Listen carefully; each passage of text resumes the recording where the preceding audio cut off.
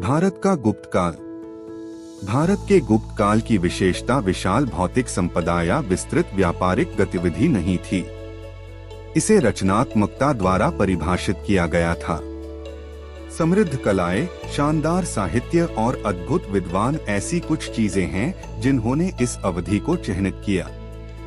185 ईसा पूर्व में मौर्य साम्राज्य का पतन हो गया जब अंतिम मौर्य राजा की हत्या कर दी गई। इसके स्थान पर पूरे भारत में छोटे छोटे राज्यों का उदय हुआ। लगभग 500 वर्षों तक विभिन्न राज्य एक दूसरे से युद्ध करते रहे। उत्तरी क्षेत्रों में एक नए साम्राज्य का उदय हुआ जब चंद्रगुप्त प्रथम नामक शासक 320 ईपू में सिंहासन पर बैठा। उसने मौर्य सरकार के कई सिद्धांतों को पुनर्जीवित किया और अपने बेटे समुद्रगुप्त के लिए एक व्यापक साम्राज्य विकसित करने का मार्ग प्रशस्त किया। किसी भी कीमत पर जीत। समुद्रगुप्त एक महान योद्धा था और विजय उसका जुनून था। उन्होंने अपने शासन के तहत पूरे भारत को एकजुट करने की कोशिश की और भारतीय उपमहाद्वीप के अधिकांश हिस्सों में युद्ध छेड़कर इस लक्ष्य को हासिल करने के लिए तेजी से काम शुरू किया। दया की आशा करते हुए कई संभावित पीड़ितों ने समुद्रगुप्त को श्रद्धांजलि और उपहार दिए क्योंकि वह क्षेत्रों में घूम रहा था। लेकिन थोड़ी दया की गई। एक एक करके उसने उत्तर में 9 और दक्षिण में 12 राजाओं को हराया।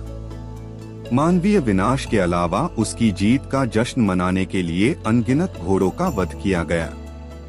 समुद्रगुप्त के शासनकाल में गुप्त क्षेत्रों का इतना विस्तार हुआ कि उनकी तुलना अक्सर सिकंदर महान और नेपोलियन जैसे महान विजेताओं से की जाती है। लेकिन निःसंदेह उन्होंने अकेले ही सैन्य सफलता हासिल नहीं की।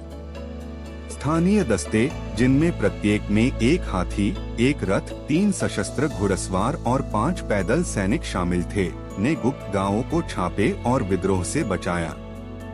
युद्ध के समय में दस्ते एक साथ मिलकर एक शक्तिशाली शाही सेना बनाते थे। गुप्ता उपलब्धियां। लेकिन समुद्रगुप्त एक योद्धा से कहीं अधिक था, वह कला प्रेमी भी थे। उनके शासनकाल के समय के उत्कीर्ण सिक्के और खुदे हुए स्तंभ उनकी कलात्मक प्रतिभा और उनके संरक्षण दोनों का प्रमाण प्रदान करते हैं। उन्होंने शास्त्रीय कला के उद्भव के लिए मंच तैयार किया, जो उनके बेटे और उत्तराधिकारी चंद्रगुप्त द्वितीय के शासन में हुआ। चंद्रगुप्त द्वितीय ने कला को बहुत सहयोग दिया। उनके शासन में कलाकारों को इतना महत्व दिया जाता था कि उन्हें उनके काम के लिए भुगतान किया जाता था, जो प्राचीन सभ्यताओं में एक दुर्लभ घटना थी। शायद इसी मौद्रिक मुआवजे के कारण उस काल में साहित्य और विज्ञान में इतनी उल्लेखनीय प्रगति हुई। गुप्त वंश के दौरान निर्मित अधिकांश साहित्य कविता और नाटक था। लोगों को समृद्ध करने, शिक्षित करने और मनोरंजन करने के लिए कथात्मक इतिहास, धार्मिक और ध्यान संबंधी लेखन और गीत काव्य का उदय हुआ। व्याकरण और चिकित्सा से लेकर गणित और खगोल विज्ञान तक के विषयों पर औपचारिक निबंध लिखे गए। इस काल का सबसे प्रसिद्ध निबंध कामसूत्र है, जो हिंदू कानूनों के अनुसार प्रेम और विवाह की कला के बारे में नियम प्रदान करता है। उस युग के 2 सबसे प्रसिद्ध विद्वान कालिदास और आर्यभट्ट थे। साम्राज्य के महानतम लेखक कालिदास ने नाटकों को हास्य और महाकाव्य वीरता से भरकर नई ऊंचाइयों पर पहुंचाया। अपने समय से आगे के वैज्ञानिक आर्यभट्ट ने कोलंबस की प्रसिद्ध यात्रा से सदियों पहले यह सुझाव दिया था कि पृथ्वी एक घूमता हुआ गोला है।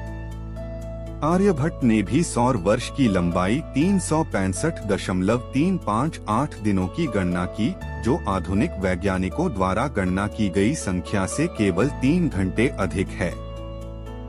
इन विद्वतापूर्ण उपलब्धियों के साथ साथ शानदार वास्तुकला, मूर्तिकला और चित्रकला का भी विकास हुआ। इस काल की सबसे महान पेंटिंग्स में वे पेंटिंग्स शामिल हैं जो दक्षिणी भारत के मैदानी इलाकों में अजंता गुफाओं की दीवारों पर पाई गईं। ये पेंटिंग बुद्ध के विभिन्न जीवनों को दर्शाती हैं।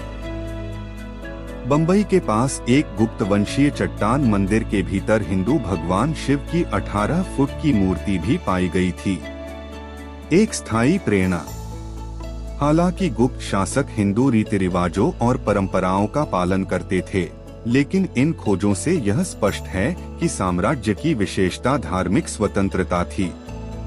क्षेत्र के भीतर एक बौद्ध विश्वविद्यालय का साक्ष्य हिंदुओं और बौद्धों के बीच शांतिपूर्ण सहअस्तित्व का और सबूत है। गुप्त वंश चंद्रगुप्त द्वितीय के शासनकाल में अत्यधिक फला फूला, लेकिन उसके 2 उत्तराधिकारियों के शासनकाल के दौरान तेजी से कमजोर हुआ।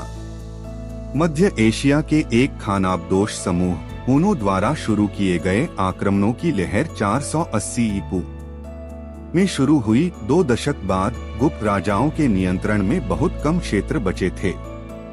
लगभग 550 ईपू में साम्राज्य पूरी तरह नष्ट हो गया। हालांकि मुसलमानों के आने तक भारत वास्तव में फिर से एकीकृत नहीं हुआ था। गुप्तों की शास्त्रीय संस्कृति गायब नहीं हुई थी। इस क्षेत्र की समृद्ध कलाएं, जो अपने समय में बेजोड़ थीं, एक विरासत से कहीं अधिक छोड़ गईं। उन्होंने गुप्तों के वंशजों को सृजन की सतत प्रेरणा प्रदान की।